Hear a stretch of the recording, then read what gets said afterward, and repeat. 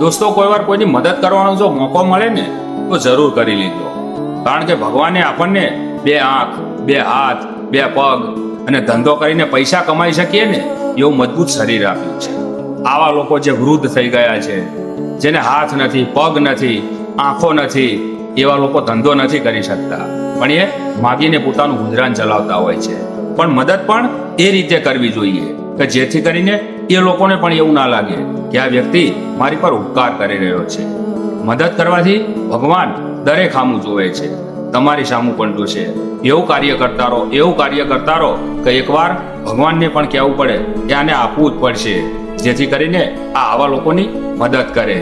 અને આના વિડીયો બનાવીને સોશિયલ મીડિયામાં અપલોડ કરવા જોઈએ, જેથી કરીને આપણા જેવા 5 લોકોને આવી પ્રેરણા મળી શકે.